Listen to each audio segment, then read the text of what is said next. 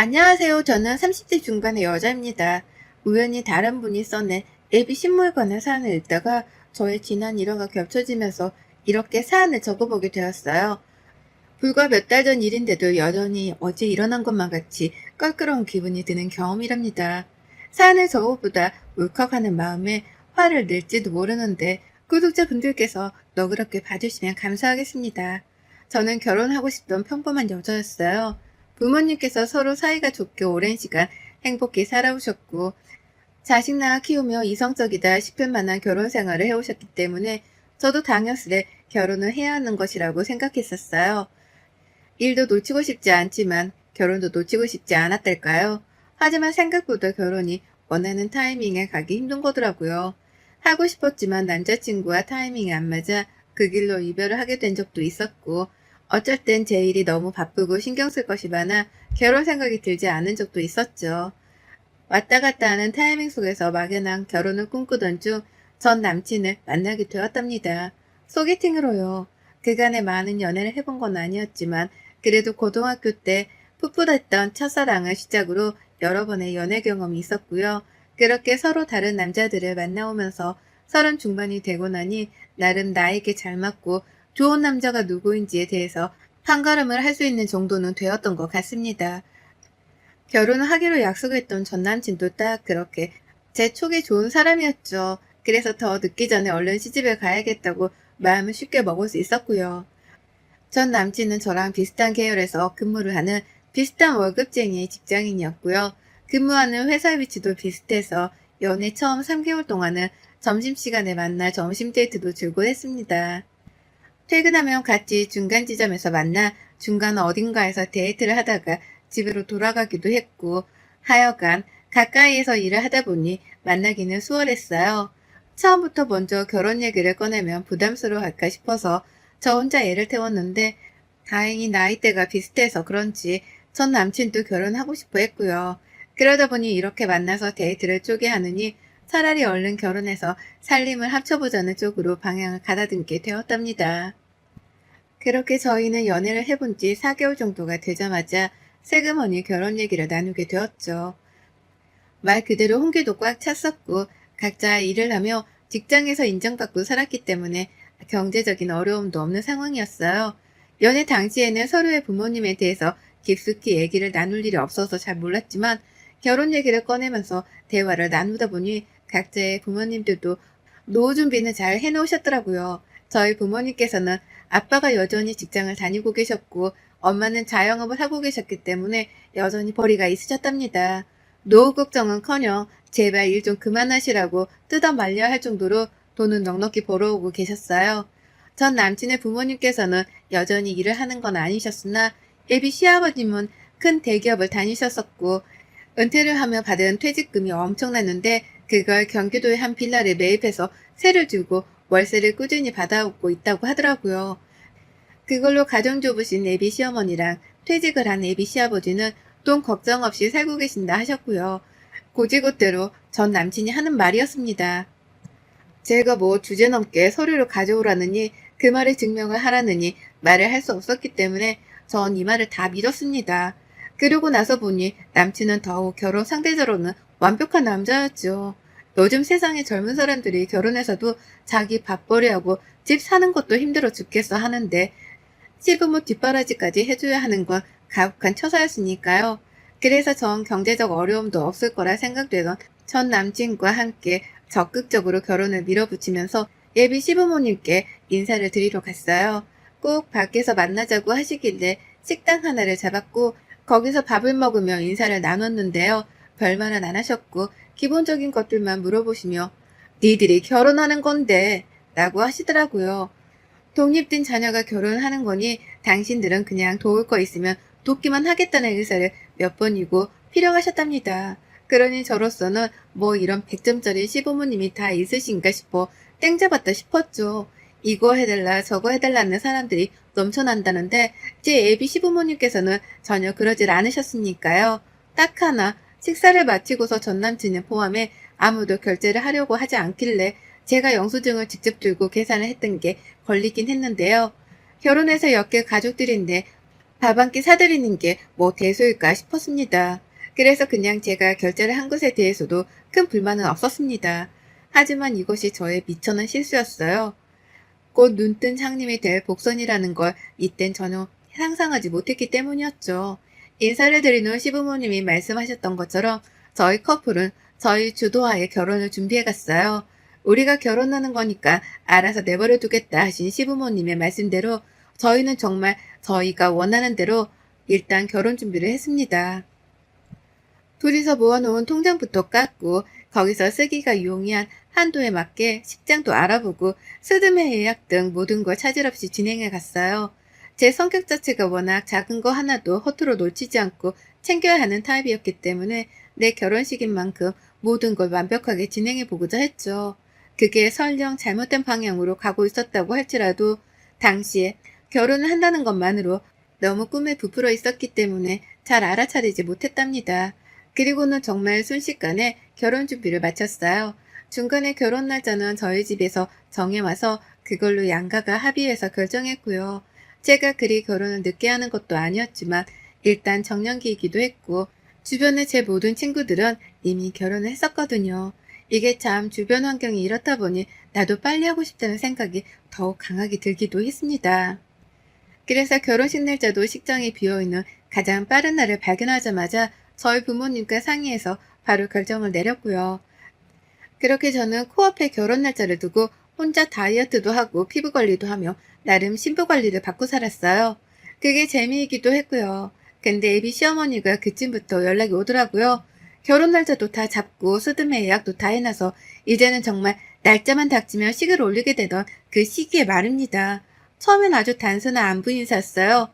애비 며느리야, 잘 지냈니? 라고 하면서요. 먼저 연락을 해주신 애비 시어머니의 문자에 너무 죄송스럽더라고요. 제가 먼저 인사를 못 드린 것에 대해서 말이죠. 그래서 연락도 정말 열심히 받았고 먼저 문자 주셔서 감사하다며 제가 막 다음 약속도 잡았습니다. 밖에서 밥도 먹고 차도 마시고 쇼핑도 가자며 어머님의 인사 문자에 격하게 반겨가며 약속을 잡았어요. 애비 며느리라고 불러주시는 것도 감사했고 차츰 수진아 이렇게 불러도 됐지? 라고 하면서 이름을 불러주시겠다고 하는 것도 감사했죠. 분명 어머니께서 저랑 친하게 지내기 위해 노력을 하고 계시는 거라 생각을 했기에 그에 걸맞게 저도 아랫사람으로서 최선을 다해 잘 지내보려 해야겠다 마음 먹었습니다. 그래서 어머님이 차츰 더 친근하게 저를 부르시고 차츰 더 작게 저를 찾더라도 그게 다 저랑 결혼 전에 친해지려고 하는 어머님의 귀여운 노력인 줄 알았네요. 그래서 저도 북치고 장구치듯 어머님 장단에 맞춰드리려 했고요. 그런데 한두 번씩 살짝쿵 이게 아닌데라는 생각이 들만한 일이 있었습니다. 한 번은 회사 점심시간에 회사로 찾아오셨더라고요. 솔직히 점심시간은 직장인들에게 그리 긴 휴식시간도 아니고 점심 먹고 커피 한 잔의 행복을 느끼고 나면 시간이 무지하게 짧게 지나가잖아요. 그러니 갑자기 예고도 찾아오신 어머님께 살짝은 놀랐습니다. 그래도 저 보러 와주셨다는 생각으로 일단 감사한 마음으로 찾아 나섰어요. 그리고는 직장인들이 여기저기 너무 줄을 서서 식당마다 대기를 하고 있던 바람에 어쩔 수 없이 카페로 가 샌드위치를 시켜 먹었죠. 그런데 어머님이 샌드위치를 다 먹자마자 나 하나 더 시켜 먹어도 돼? 라고 물으시더라고요. 당연히 그래도 된다며 그러라고 했더니 어머님이 글쎄 샌드위치를 아버님 거 하나, 시누이 거 하나, 그리고 전 남친 아침으로 먹일 것이라며 남친 거 하나, 그리고 자기 것까지 넉넉 잡아 열뭉텅이를 싸운 겁니다. 진열대에 있던 샌드위치를 모두 다 가지고 나오신 것이었어요. 이렇게까지 사오실 일인가 싶었으나 일단 계산을 하려며 카드를 내어드렸습니다. 그리곤 잠깐 생각했죠. 애비 며느리 카드로 당신 가족들의 다음날 아침까지 사가는 애비 시어머니가 몇이나 있을까 하고 말이죠. 하지만 뭐 이게 처음이자 마지막이겠거니 했습니다. 어머님이 다음날 아침을 차려주지 못할 부득이한 상황이라도 있겠거니 하며 애써 말도 안 되는 이유를 들먹이며 저 스스로 이해를 해보려 했죠. 그러나 이런 일들은 몇 번이고 반복이 되었답니다. 어머님이 불현듯 찾아 불러서 얻어먹는 일 말이죠. 그러면서 한 번을 사주지는 않으시더라고요. 말은 참 친해지려 애쓰시는 듯 하는데 단 한 번도 제게 밥이라는 걸 사주신 적이 없었답니다. 전 그때까지도 아직 전 남친의 집을 한 번도 가보지 못한 상황이었는데 집으로 초대조차 해주질 않으셨어요. 밥 한 끼 정도도 대접을 여태 안 해주셨던 겁니다. 슬슬 이런 것들이 아리송해지고 나는 언제쯤 예비 시댁이란 곳을 찾아가기나 할까 싶어서 전 남친에게도 말을 털어놨어요. 나는 집으로 언제쯤 초대를 해주냐고 말이죠. 다들 결혼하고 집을 깜짝 공개할 참이냐고 하면서 말입니다. 하지만 남친도 웃기만 할 뿐 당장 약속을 잡잔 말은 하질 않았고 그쯤 시어머니 태도도 더욱 이상해졌어요. 제가 너무 편해지셨던 겁니다. 결혼을 정말 코앞에 둔 상황이었는데 어머님이 슬슬 본색을 드러내기 시작하셨죠. 자주 밥도 사드리고 또 회사 앞에서 만나기까지 했으니 제가 편해지셨던지 어머님은 제가 집에 와 있는 퇴근 후의 시간에도 연락을 서스럼없이 하셨답니다. 그리고 어머님과 대화를 주고받다 알게 되었죠. 애비 시어머니가 내가 생각했던 것보다 개방적이지도 않고 또 친절하지만도 않다는 걸 말이죠. 한두 번씩 집안일에 대해 잔소리 비슷한 훈계를 하시더라고요. 내가 결혼을 오래 해봤잖아. 여자가 성질을 죽이고 사는 게 최고야. 집에 와서도 바깥 일한다고 큰소리 내지 말고 남편 기 살려주면서 늘 떠받들어주는 걸 본보기로 삼아야 집이 잘 굴러가는 거지. 라는 말로 제게 성질을 죽이고 살란 소리를 돌려가게 하듯 말씀을 하시더라니까요. 바깥 일을 한다고 큰소리 내지 말란 소리는 맞벌이를 한다고 해서 배우자랑 대등하다고 생각을 하지 말란 소리와 다를 게 없었고요. 뭐 이런 구닥다리 같은 소리를 당당하게 하시나 싶어 처음엔 놀랐습니다. 내가 생각하던 그 착하고 친절하신 애비 시어머님이 맞나 싶어 말이죠. 하지만 어머님의 뻔뻔한 잔소리는 멈추질 않았어요. 맞벌이를 하되 큰 소리는 내지 말고 살라 하면서 어디 돈 나갈 일이 있으면 저부터 찾기 시작한 거죠. 간단히 밥을 먹을 때에도 며느리한테 밥을 얻어먹고 싶다며 제 카드를 꺼내게 하고 남친이랑 시부모님이랑 넷이서 다 같이 밥을 먹은 적도 있었는데 그때도 며느리 카드를 써보자면서 저에게 계산을 하도록 주도하셨답니다. 그때까지도 저는 아직 시댁을 가보지 못한 상태였고 단 한 번은 시부모님께 얻어먹어보지 못했네요. 대기업 다니다가 퇴직하고서 억대 퇴직금을 받은 걸로도 모자라 경기도 빌라 하나를 사서 월세를 받으며 사신다더니만 이건 뭐 말만 넉넉할 뿐 보기엔 상그지가 따로 없었답니다. 슬슬 이상하단 감이 커져갖고 그쯤부터 저도 남친에게 집에 좀 데려가 달라고 한다거나 네가 밥을 사보라며 고집을 부리는 등 속으로만 감추고 있으려던 속마음을 꺼내기 시작했죠. 그리고는 결혼을 거의 일주일 남겨놓은 상황에서 결국 시어머니가 제게 시한폭 돈을 떠넘겨주고 마셨답니다. 결혼을 코앞에 뒀었기에 신부가 도망을 가지 못할 것이라고 생각을 하셨더라고요. 스승의 예약도 다 해놓고 식장 예약도 다 되어버린 상황에서 모든 걸 뒤집을 수 없다는 걸 시어머니는 아셨던 겁니다. 그래서인지 결혼을 일주일 앞뒀던 그 중대한 시기에 시어머니는 드디어 저를 시댁으로 초대하셨답니다. 감격스러운 순간이었죠. 그와 동시에 속마음은 굉장히 알딸딸했고요. 이게 이렇게 찾아오기 힘들 일이었나 싶으면서도 이제서야 나를 초대한 것엔 이유가 있으리라 싶었습니다. 그리고 아니나 다를까 집에 가니 난리였죠. 넉넉할 줄 알았던 예상과는 달리 시댁은 너무 후줄근하더라고요. 그간 왜 그렇게 며느리 카드를 못 써서 안달이었나 짐작이 될 정도로 시댁의 집안 사정은 보잘것이 없었습니다. 아주 평범하지만 허름하다면 허름하다고 할 수 있는 오래된 빌라의 2층 집이었던 시댁은 안에 들어가 보니 26평 조금 넘을 것만 같은 작디 작은 집이었고요. 이상하다 싶어서 남친을 쳐다보니 남친은 자기 집안에서 제 시선을 자꾸만 회피하더라고요. 할 말이 없다는 듯이 말이죠. 그 틈을 노려 시어머니는 이렇게 말씀을 하셨죠. 이제 너희들이 결혼을 코앞에 두고 있고 어찌 보면 벌써 우리 가족이 된 거나 다름이 없으니 말을 해야지. 확실하게 시작을 하고 결혼 생활을 하는 게 너희도 좋고 우리도 좋으니까. 라고요. 각자 결혼해서 사는 독립된 인생이라고 말씀하실 때는 언제고 이제 와서 할 말은 하고 결혼 생활을 시작하라는 불안한 말을 넌지시 던지셨답니다. 그리고 결국 들어서 안 될 말이 들려왔죠. 어머님은 반쯤 멘붕에 빠져 내가 어디에 있는지도 감이 안 오는 저에게 잠시의 뜸도 안 들이고 이렇게 말씀하셨어요. 이제 결혼하면 네가 우리 집에 월 30만 원씩은 보내라. 그간은 우리 아들이 보냈었지만 이제 니들이 결혼해서 살림도 합치고 하니까 네 남편 될 사람의 월급으로 생활비 보태 쓰고 우리 용돈은 네가 주는 걸로 하자. 라고요. 머리를 한 대 얻어맞은 기분이었죠. 내가 방금 뭘 들은 건가 싶었습니다. 노후 준비 잘 되어 있다고 자부하던 남친이었기 때문에 더욱 믿음직스러워하며 교제를 이어왔습니다. 제가 돈을 밝히는 사람은 아니어도 결혼하면 시부모 될 사람의 노후 준비 상태는 중요한 조건이었기 때문에 분명 신경을 크게 쓰고 있었어요. 근데 이제 와서 남친이 했던 말과는 다르게 저보고 대표로 시부모님께 용돈까지 달라고 하는 거예요. 그것도 월 30만 원을요. 저희 부모님한테도 어쩌다 한 번씩 용돈을 드리는 저인데 다달이 30만 원? 지나가는 개가 웃을 소리였습니다. 근데요, 저희 어머님은 거기에 한 방을 더 때리시더라고요. 용돈을 주러 한 달에 한 번씩은 꼭 30만 원이 든 현금을 들고 집으로 인사를 하러 오라는 겁니다. 안부 인사요. 그 인사를 전화로만 해도 벌써 피곤해지려고 하는데 돈까지 쥐어들고서는 조선시대의 문안인사하러 뺑뺑이 돌리는 것 마냥 집으로 찾아오라는 거예요. 어안이 벙벙해서 남친을 쳐다봤지만 남친은 제 시선을 처음부터 회피했습니다. 그리고는 잠깐 제가 화장실을 간다고 자리에서 일어났다가 돌아올 때 화장실 앞에 기다리고 있다가 저를 부르더라고요. 코딱지만한 집안에서 거실에 있는 사람들이 다 듣고 있을 텐데 뭐 대단한 저를 챙기는 것처럼 말하면서 잠깐 바람 좀 쐴까? 라고요. 그렇게 저는 남친을 따라 집 밖을 나갔고 혹시나 싶어서 나가며 핸드백을 챙겼습니다. 시어머니가 가려고?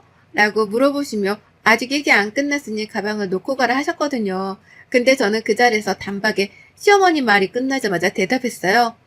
남친 말하는 거 봐서 갈지 말지 결정하려고요. 라고요. 그리고는 보란듯이 제 핸드백을 챙겨 집을 나가버렸죠. 시부모님께 인사도 없이 말입니다.